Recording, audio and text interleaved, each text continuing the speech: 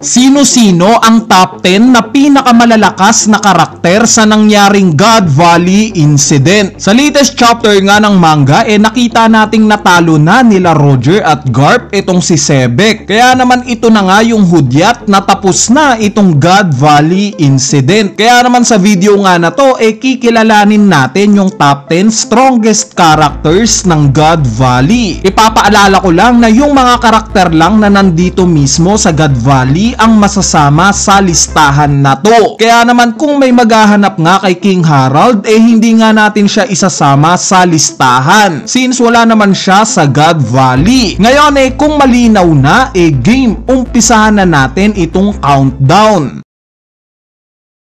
Ang ikasampu nga sa listahan natin tatlong tabla. Ito nga yung mga Holy Knights na sila Summers, Ganku at Saint Mafi. Itong tatlo nga na to walang mga major fights sa God Valley. Pero unlike nga sa ibang mga karakter na nasa God Valley gaya nila Silver Axe at iba pa, di hamak na mas may highlights naman itong tatlo na to. Kumbaga bigyan natin sila ng credit. Pinamalas nga nila yung ilan sa kakayanan nila during sa hunting competition. Maliban kay Summers na binugbog itong walang kalaban-laban na si Shaki. Ang sumunod naman sa listahan natin itong leader nila. Ito nga si Saint Figarland Garling. Yes, nagawa nga siyang mapatumba ni Sebek. Pero yung aktual nga na paglalaban nila in-off-screen ni Oda. At dahil nga sa meron namang regeneration powers itong mga Holy Knights, I assume na tatayo pa itong si Garling para lumaban. Malay natin, nilabanan pa ni Garling yung ilan sa mga miyembro ng Rocks Pirates, di ba? Ang ikawalo at pito naman sa listahan natin itong sila Scupper Gaban at Golden Lion Shiki. Yes, parehas nga itong dalawa na to na mga left hand man ng captain nila. Si Scupper Gaban kay Roger at si Shiki kay Sebek. Pero parehas nga sila na sa nangyayaring God Valley incident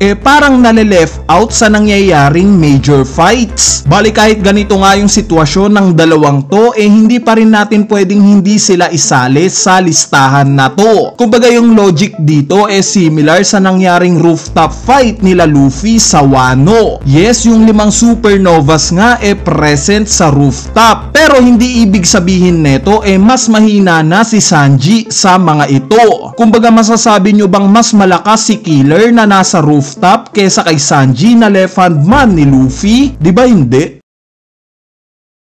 Anyway, ang ika-6 nga sa listahan natin itong si Silver's Rayleigh. During chapter 1161 nga nakita natin kung gaano kalupit itong si Rayleigh. Nagawa nga niyang ma-one hit itong si Saint Summers. Although medyo unfair nga ito kay Saint Summers since surprise attack nga itong ginawa ni Rayleigh. Yung fact nga na hindi man lang nakailag si Summers sa attacking to ni Rayleigh ang ibig sabihin lang ganito kalakas itong ginawang atake ni Rayleigh. At unlike nga sa inaasahan natin mas nag-focus nga itong si Rayleigh sa pagliligtas kay Shaki rather na sumama siyang maipaglaban sa captain niyang si Roger, which is understandable naman given na mga bigating karakter yung mga present sa God Valley. Bali ang ikalima naman sa listahan natin na pinakamalalakas tabla at ito nga sila Big Mom at Kaido. Base nga sa mga ipinapakita ng ilang Rocks Pirates sa God Valley, yes, in reality mas malakas si Shiki sa dalawang to. Pero dahil nga mas binigyan ng spotlight ni Oda itong sila Big Mom at Kaido sa God Valley incident, mas bibigyan nga natin ng credit itong dalawa na to. Dahil up to sa huling moment nga hindi nila iniwan itong kapitan nila. So this shows kung gaano sila ka-confident sa kung anong lakas ang meron itong si Sebek. At although nagkaroon nga sila ng konting away early on dahil sa Devil Fruit na kinain ni Kaido, mas nag-focus pa rin naman sila later on sa pag-atake sa totoo nilang kalaban. At dahil nga sa kabilang sila sa 6 na karakter na umatake kay Im-sama, sa tingin ko nga na ito yung way ni Oda para sabihin sa atin kung gaano kahalaga itong dalawang karakter na to. At dahil dito tabla nga sila sa ika-5 sa listahan natin.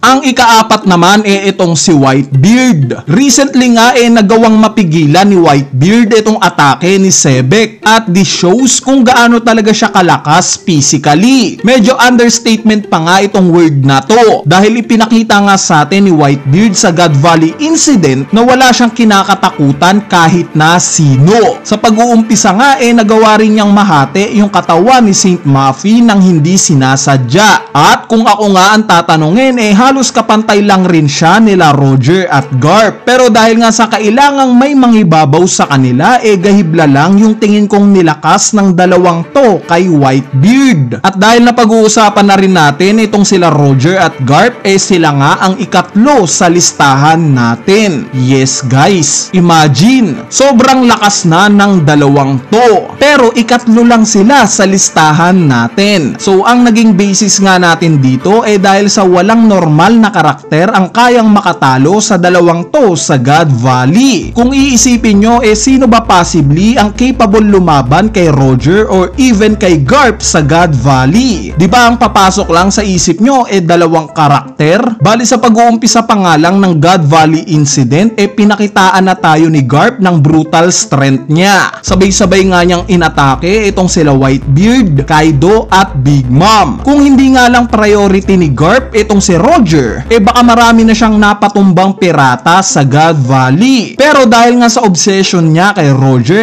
tingin ko nga na ito yung naging hindrance niya sa pagpapakita niya sa atin ng mga kaya niya pang magawa. Sa part naman ni Roger, although halos glimpse pa lang ng lakas niya yung nakita natin sa God Valley, hindi mapagkakaila na talagang napakalakas niya. Naikipagtalo pa nga siya kay Garp sa kung sino ang mas malakas na ginawang atake kay Im Sama. At dahil nga sa pinoportray na rival sila ni Garp, sa tingin ko nga na sa moment na to equal lang yung mga lakas nila.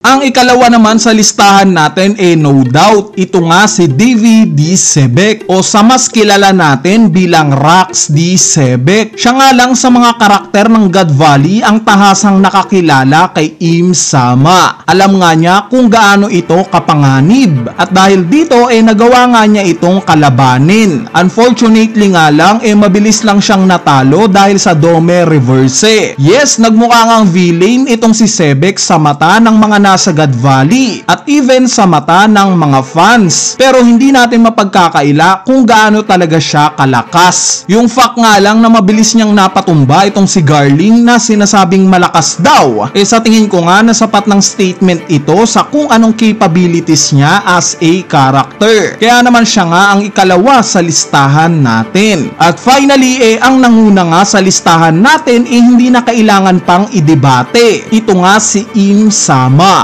Probably ang makakatalo lang kay Imu yung mismong Sun God Nika, which is sa hinaharap pa natin makikita. Nakita naman natin na kahit inatake siya ng 6 na kinukonsidera nating pinakamalalakas na karakter sa mundo ng One Piece, still na nakatayo pa rin siya at parang wala lang sa kanya itong mga atake na to. Kaya naman sa flashback nga na to no doubt siya ang pinakamalakas na umapak sa isla ng God Valley. Bali ayan na nga yung top 10 na pinakamalalakas na karakter sa nangyaring God Valley incident. Kung may iba nga kayong top 10 na naiisip o meron kayong hindi sang-ayon sa listahan na to, wag na kayong mahiyang i-comment yan sa ating comment section sa ibaba para mapag-usapan natin yan. So yun lang, peace!